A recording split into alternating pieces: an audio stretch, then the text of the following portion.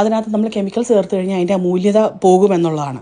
അപ്പോൾ ഇവരുടെ വീടിന് ഇടുക്കിയിലാണ്. ഇടുക്കിക്ക് ഇവരുടെ വീടിന് ചുറ്റിനുള്ള ആളുകൾ തന്നെ ഈ ഒരു എണ്ണയ്ക്ക് ആവശ്യമുള്ള പച്ചമരുന്നുകളുടെ കൃഷി ചെയ്യുന്നവരിൽ നിന്ന് തന്നെയാണ് ഇവർ വാങ്ങിക്കുന്നത്. മാത്രമല്ല ഈ എന്താണ് പറയുന്നത്, തേങ്ങ എന്ന് പറയുന്നത് ഉണക്കുന്നത് ഇവരുടെ വീട്ടിലിട്ട് തന്നെ ഉണക്കുന്നത്.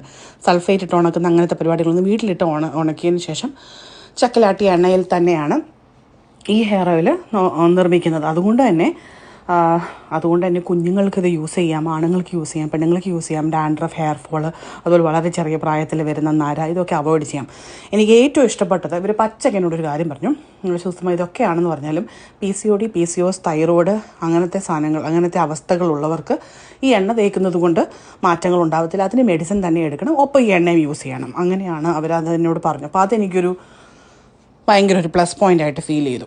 അപ്പം അങ്ങനെ ഞാനൊരു മൂന്ന് മാസം തികച്ചില്ല, ഒരു 2.5 മാസത്തോളം ഞാനിത് യൂസ് ചെയ്തു.